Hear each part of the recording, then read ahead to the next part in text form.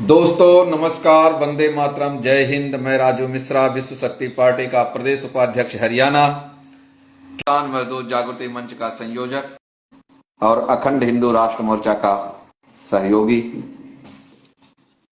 आज जो आप लोगों के सामने लाइव में आया हूं, इस लाइव में आने का मेरा जो मकसद है वह सिर्फ और सिर्फ सरकार की नाकामयाबी और जॉर्ज सोरोस व सर दामनी काइस्ट के एजेंट किंग जॉर्ज सिक्स के रिप्रेजेंटेटिव हमारे देश के वर्तमान प्रधानमंत्री, जिनकी हमने बहुत पहले लाइव में दे रखी है, आप लोगों ने देखा होगा। उस लाइव में मैंने इनको तुगलकी का संज्ञा दे रखी है और उसी के अनुसार आज आप लोगों के सामने यह रख भी रहा हूं। दोस्तों, आपको कड़ी से कड़ी जोड़ना है और अपने आप को सचेत करना है। जब तक आप जागोगे नहीं, अपने आप को अलर्ट मोड पे रखोगे नहीं, तब तक हमारे देश में हमें आपको गुलाम बनाने की हर एक प्रक्रिया सरकार के द्वारा एक घड़ियालू आंसू बहा बहा करके, इमोशनल करके हमें आपको ब्लैकमेल करते हुए सरकार अपना हर प्रयास कर रही है किस तरीके से हमें आपको गुलाम बनाया जाए। अभी आपको मैं ले चलता हूं 27 फरवरी 2002।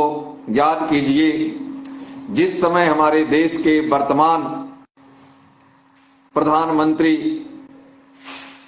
नरेंद्र दामोदर दास मोदी, गृह मंत्री अमित शाह और उत्तर प्रदेश के योगी आदित्यनाथ, मुझे बहुत शर्म के साथ योगी शब्द का इस्तेमाल करना पड़ रहा है और आप लोगों को बता दूं कि हमने एक अभी वीडियो जारी किया था, उसमें मैंने स्पष्ट अपना दिया हुआ था कि सनातन धर्म पर प्रहार नहीं सहेगा सनातन सरकार। तो दोस्तों, जिक्र कर रहे थे 27 फरवरी 2002 की। 27 फरवरी 2002 में एक गोधरा हत्याकांड, जिसको गोधरा अग्निकांड के नाम से जाना जाता है, उस समय ये हमारे खिलजी जी महाराज, जो बख्तावर खिलजी जी बैठे हुए हैं देश के प्रधानमंत्री की गद्दी पर, नरेंद्र दामोदर दास मोदी उर्फ बख्तावर खिलजी, ये उस सूबे के मुख्यमंत्री थे। इनके ऊपर सारी जिम्मेदारियां थी और जो अमित शाह जी हैं वो गुजरात के गृह मंत्री हुआ करते थे। इसके बदले में इनको जो पुरस्कार मिला वो आप लोगों के सामने है और उसी पुरस्कार के तहत आज इन्होंने पराकाष्ठा की हद कर दी और जिस सनातनी महाकुंभ के मेले को इतना ढोल धमाका पीटते हुए ये उसका गुणगान कर रहे हैं कि हमने ये व्यवस्था कर दी, हमने वो व्यवस्था कर दी, ऐसे कर दी, वैसे कर दी, उसकी पोल पट्टी आप लोगों के सामने खुलकर आ गया। प्राप्त जानकारी के अनुसार कुछ प्रत्यक्षदर्शियों से हमारी बातचीत हुई, जो वहां पर मौके वारदात पर मौजूद थे, उन्होंने बताया कि पहले 4 व्यक्ति आते हैं, नौजवान युवा आपस में लड़ते हैं और फायरिंग की जाती है। फायरिंग के बाद भगदड़ मचती है और लोगों में अफरा तफरी का माहौल होता है। उसके तहत लोग मरते हैं। कितना मरते हैं इसका आंकड़ा आप लोग स्वतः निकाल सकते हैं। और जो अब तक के अनुमान के अनुसार लगाया जा रहा है, जो मीडिया आपको बता रही है, वह 0.01% ही बता रही है। इससे स्पष्ट हो जाता है कि लगभग जो आज की रिपोर्ट में मीडिया बता रही है वो 30 बता रहे हैं, तो इसको 30 की जगह पे 30,000 होने में अतिशयोक्ति नहीं होगी। दूसरी बात यह है कि अभी प्राप्त जानकारी के अनुसार असम के एक व्यक्ति को महामंडलेश्वर बनाने की जो प्रक्रिया सरकार के द्वारा कुछ मिले हुए एजेंटों के जरिए किया जा रहा है, यह भी सनातन धर्म के ऊपर एक कुठाराघात, बहुत तगड़ा प्रहार है, जिसे हम किसी भी कीमत पर बर्दाश्त नहीं करेंगे। और अखंड हिंदू राष्ट्र मोर्चा के राष्ट्रीय अध्यक्ष श्री डॉक्टर गंगाराम तिवारी जी ने बहुत पहले आम जन को सचेत करते हुए यह सूचना जारी कर दी थी कि महाकुंभ में इस तारीख को यह घटना होना सुनिश्चित किया गया है, और हमने भी इस चीज को लेकर के बताया था। लेकिन इसके अतिरिक्त शायद हो सकता है लोगों को हमारी बातों पर, हमारे संगठन की बातों पर, हमारे संगठन के विचारधारा पर और हमारे संगठन के द्वारा जो विश्वसनीय सूत्रों से मिली खबरों के अनुसार हम लोग बताते हैं, उस पे शायद ही लोगों को विश्वास नहीं रहा होगा। लेकिन अब विश्वास करना उनकी एक मजबूरी बनती जा रही। दोस्तों, आपको एक चीज बताएं, गोधरा हत्याकांड से जो लोगों को मारने के बाद मोदी अमित शाह को पुरस्कार मिला, यह आपके सामने है। एक को प्रधानमंत्री तो दूसरे को देश का गृह मंत्री बना दिया जाता है। और इसके बाद आते हैं हम अयोध्या राम मंदिर पर। अयोध्या राम मंदिर के लिए जिन सनातनी हिंदुओं ने, आस्था के पुजारी, आस्थावान लोगों ने अपना बलिदान दिया, जिनके ऊपर मुल्ला मुलायम सिंह जी ने गोलियों से प्रहार करके जमुना नदी को उनके रक्त रंजिश से लाल कर दिया, उनको भी इनाम दिया जा चुका है। उनको इनाम के रूप में आपने देखा कि महाराजा हर्षवर्धन की मूर्ति को खंडित करके वहां से प्रयागराज संगम तट से हटा करके मुल्ला मुलायम की मूर्ति को स्थापित करना, यह किस हद तक ये जा सकते हैं, आप लोगों को सोचने पर मजबूर कर दिया। और जिन लोगों ने अयोध्या राम मंदिर के लिए अपना सब कुछ सर्वस्व न्यौछावर कर दिया, अपने आप को बलिदान कर दिया, उनको तिरस्कृत करते हुए अयोध्या जी में कोदंड राम की एक मूर्ति ला करके स्थापित की जाती है, जो हमारे वेद शास्त्रों के अनुसार यह किसी राक्षस रूपी मूर्ति को स्थापित किया गया है। अब अभी योगी आदित्यनाथ जी ने कल घड़ियाली आंसू गिराते हुए जो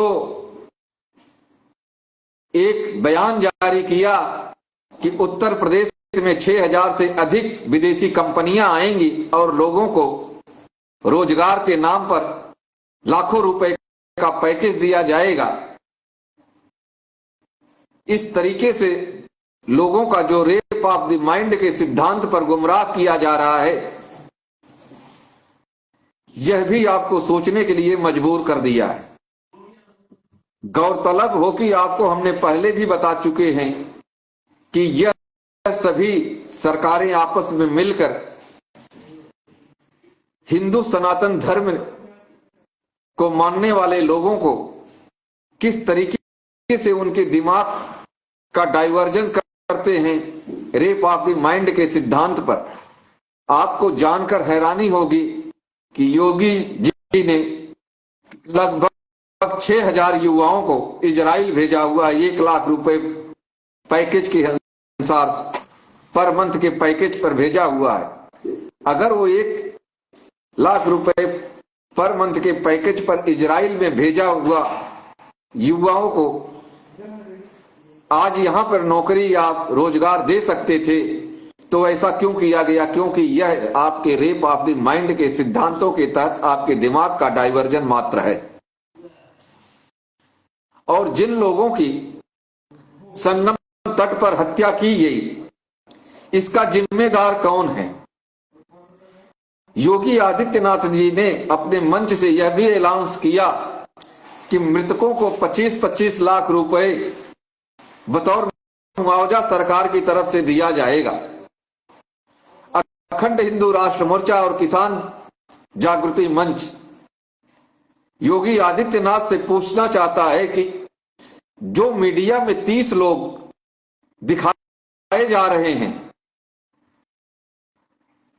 ये क्या उस मुआवजा के हकदार होंगे या धरातल पे जो लोग हजारों की संख्या में मरे हैं वो भी इसके हकदार होंगे?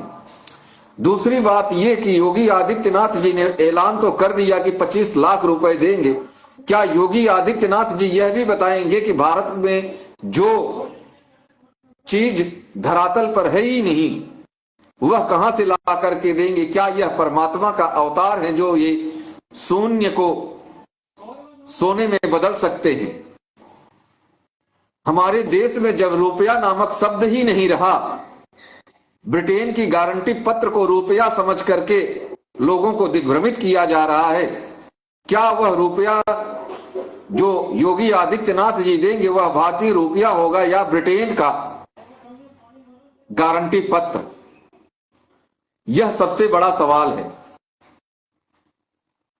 और अभी हमारे राष्ट्रीय अध्यक्ष अखंड हिंदू राष्ट्र मोर्चा के डॉक्टर गंगाराम तिवारी जी ने हमें बताया कि ये कंपनियां लोगों को घर पर बुलडोजर चला रहे हैं और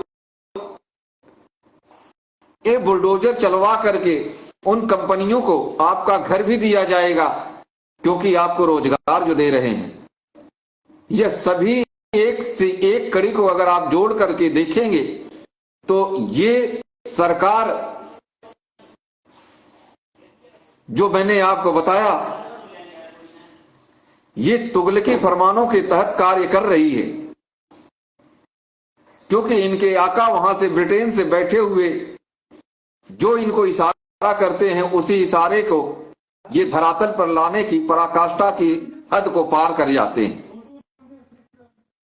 विडंबना ये है कि हमारे देश के युवा, हमारे देश का नौजवान, हमारे देश के राजनीतिज्ञ, यह सभी आपस में कहीं न कहीं या तो गुमराह हो रहे हैं या तो इनकी भावनाओं को समझ नहीं पा रहे हैं।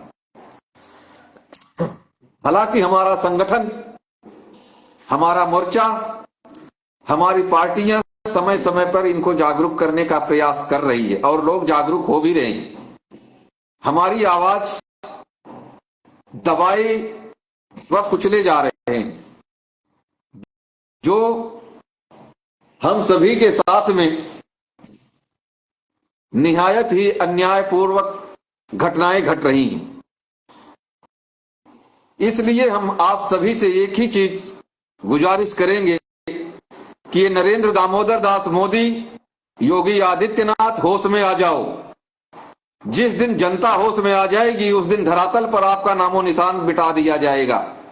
याद करिए, अगर 1119 की घटना को और उसी 1119 की घटना पे अगर हमारे देश का युवा जागरूक हो गया तो आपका धरातल पर से नामो निशान मिटा दिया जाएगा। हमारा आपको खुला चैलेंज है, मोदी जी होश में आ जाओ, अन्यथा हमारा संगठन अखंड हिंदू राष्ट्र मोर्चा, किसान जागृति मंच जिस दिन दिल्ली आकर के आपका घेराव करेगी उस दिन आपको कहीं रास्ता नहीं मिलेगा मोदी जी, और आप ये तुगलकी फरमान जारी करना भूल जाओगे। आज जो आप ईवीएम की सरकार लेकर के बैठे हो, सरदामनी काष्ठ कुष्ठ के नुमाइंदे बन के बैठे हुए हो, ब्रिटेन की राजा की जो आप गुलामी कर रहे हो, यह भारत की जनता को स्वीकार नहीं है। जिस तरीके से आपने सनातन धर्मियों का दोहन, शोषण और उनको मानसिक प्रताड़ना दी है, इसका जिम्मेदार सिर्फ और सिर्फ आप हो योगी जी। इसलिए मैं राजू मिश्रा आप सभी सनातन धर्मियों से अपील करता हूं कि इस ईवीएम की सरकार योगी आदित्यनाथ और नरेंद्र दामोदर दास मोदी, जिनकी मैंने संज्ञा दिया है बख्तावर खिलजी का, इन खिलजी वंशजों को उखाड़ कर फेंकना होगा और हमें आपको अपने होशो हवास में आना होगा। इनके रेप ऑफ द माइंड के सिद्धांत को धता बताते हुए हमें इस भारत की गुलामी को आजाद कराने के लिए हर कदम उठाना होगा। इसी के साथ दोस्तों, आज के लाइव में बस इतना ही। मिलते हैं आपको कल एक नए मुद्दे के साथ, तब तक के लिए जय हिंद, वंदे मातरम।